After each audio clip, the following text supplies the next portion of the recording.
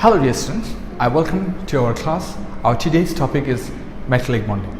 What is metallic bonding? When you have a piece of metal in your hand, there are many atoms together. There are uncountable number of atoms together. How are the atoms, tiny particles, held together in the piece of metal? That is called metallic bonding. Here in metallic bonding we get a little puzzle because metal can just lose electrons. In ionic bonding we got metal and non-metal together.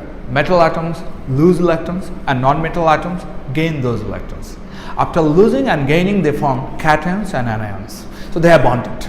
In covalent bonding we got only non-metal atoms. They share certain number of electrons in the common space and their nucleus attract the shared electron. So that's their bonding. But what happens to the metallic bonding? Because when you have dealing with only metal atoms just can lose electrons. So here the problem is, where do the electrons go? So here are two things in metallic bonding. When you get a piece of metal and all of the atoms lose their valence electrons, outer shell electrons, they all form cations. How are the cations which are supposed to repel each other held together? And another fact is, here is no non-metal. So where do the electrons go? In metallic bonding we define, yes, all the metal atoms lose their valence electrons and they form cations, and all the electrons form sea of electrons, or we can say electron cloud together. So here in metallic bonding we get attraction, the electrostatic attraction, which we call metallic bonding, between the sea of electrons, all the electrons together, and all the cations together. Unlike ionic bonding or covalent bonding, here we get in metallic bonding, the bonding is between two groups. In one group all the cations together, and in another group we get all the electrons, delocalized electrons, we call sea of electrons together. So in metallic bonding we get the cations. After the atoms lose electrons they form cations, all the cations together, and the delocalized electron, all of them together we call sea of electrons or electron cloud together. So attraction here between two groups. In one group you get all the cations together, and in another group you get all the sea of electrons, delocalized electrons together. So electrostatic attraction between the cations and sea of electrons. I'm going to show you the metallic bonding in a piece of sodium metal. Here I draw some atoms.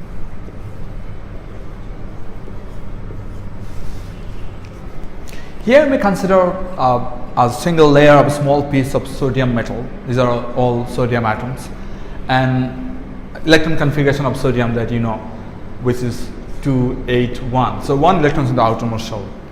So if all the atoms lose the outermost electrons, what will happen? They will form sodium Na+. After this loses this electrons. You know, metal can just do this, can lose electrons. So here sodium is a metal, just will lose electrons. And after all the atoms lose electrons, they all form cations, sodium ion.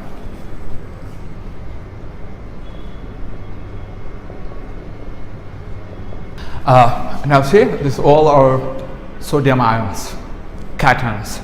And next, where do the electrons go?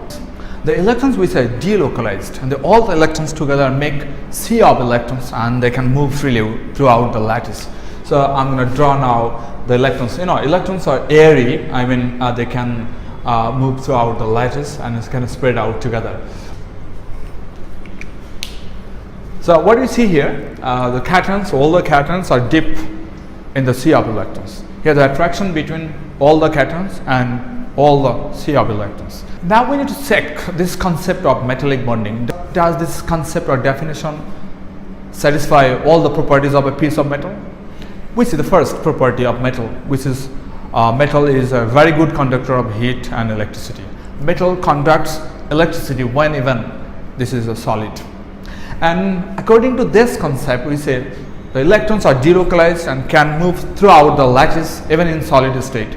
So this definition, this concept can satisfy, yes, metal should be good conductor of electricity, which is practically we can see the metals are good conductor of electricity. So this concept of metallic bonding really can explain why metal can conduct electricity. And another property of metal, we know metals have generally high melting and boiling point. And why do so? When you have a piece of metal that is basically a very large lattice, and you need to split the lattice to melt or to boil the piece of metal. And when you go for splitting the metal, a piece of metal, you need to break the metallic bond, which is very strong. As we get, the bond is between two groups, between uncountable number of ions and electrons. So bond should be generally very strong. So this concept also clarifies, also can explains why metals generally have high melting and boiling points. You know, metals are also malleable and ductile, which means you can stress out a piece of metal and you can bend it millions of times without breaking the bond. So this is a property of metal, that metals are malleable and ductile. That we can also explain with this definition, with this concept. How? Here we say the metal ions are slide relative, which means that one ion can slide over the adjacent one, which means they can roll, can move easily, freely.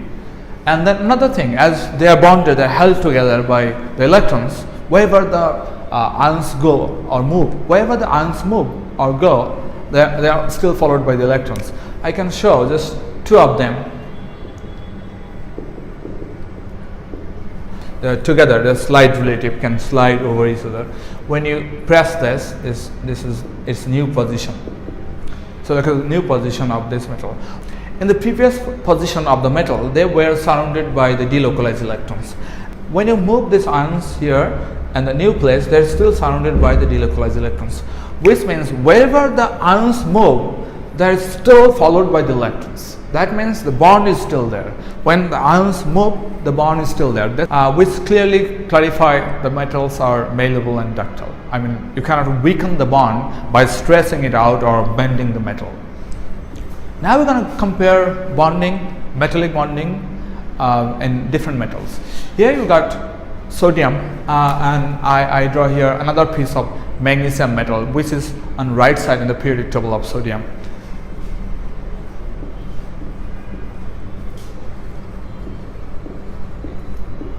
First, you consider these all atoms are in a small piece of magnesium metal, and all of them certainly will lose their valence electrons. Here in the magnesium, electron configuration of magnesium is 282. Here you see electron configuration of magnesium is 282. Here you get 2 electrons in the outermost shell. So when magnesium loses these 2 electrons, it forms 2 plus ions. So these all atoms form the cations. So I'm going to write the formula of the cations on each of the particle.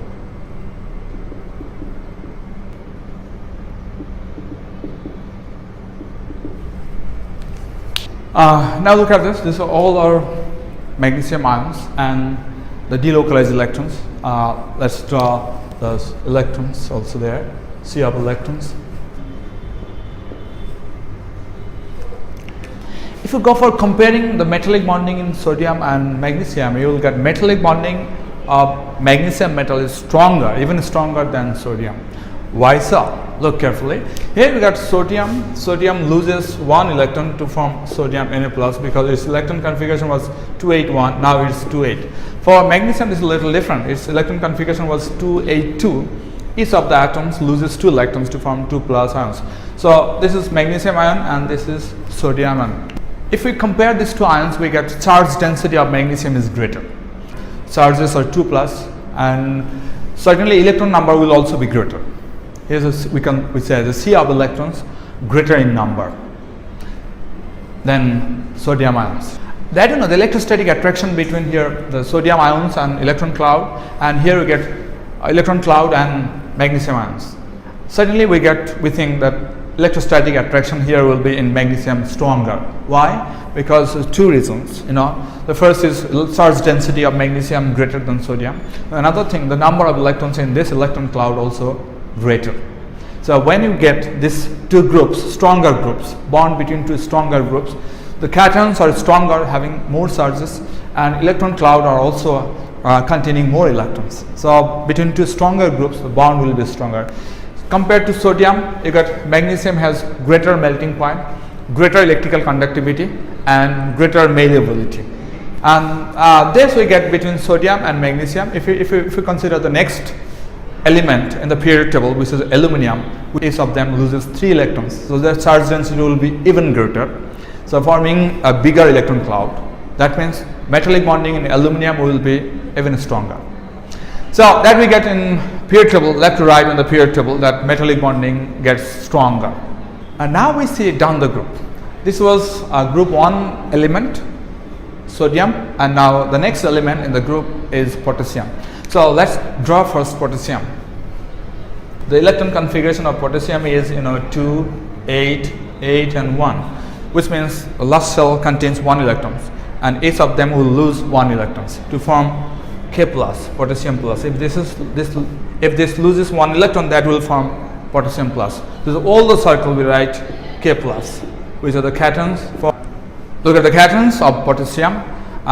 Potassium's atoms are a little bigger than sodium atoms, so I've drawn them in bigger circles. And now I'm giving the electrons, and we get same thing, potassium ions, and surrounded by the sea of electrons, delocalized electrons. And if we compare the bonding, metallic bonding in sodium and potassium, we get that metallic bonding of potassium is weaker than sodium. Why? Here we get each of the sodium atoms loses 1 electron. We also get the same for potassium. Potassium also loses 1 electron. But the difference caused by the size of the ions.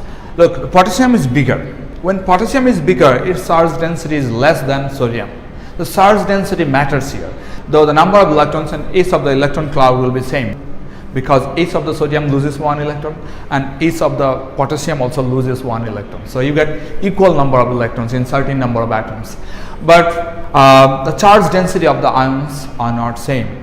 So here you get attraction between the sea of electrons and cations will be stronger for sodium than potassium. Accordingly, you can compare their properties. Conductivity of electricity and malleability and melting boiling point, all the things you get for sodium is greater than potassium, and all the properties you can expect more with sodium than potassium because that has stronger bonding. And if we compare metallic bondings between different metals, we get in periodic table down the group metallic properties and metallic bonding gets weaker, and across the period left to right hand side this gets stronger. I mean metallic bonding, the strength of metallic bonding increases across the period and decreases down the group, because here we get two things matters: size of electron cloud, how many electrons are there, and charge density of the ions. So thank you very much. I think this has made your concept of metallic bonding very clear, and if you really like this class and want to get more of this type, just stay with us. Thank you.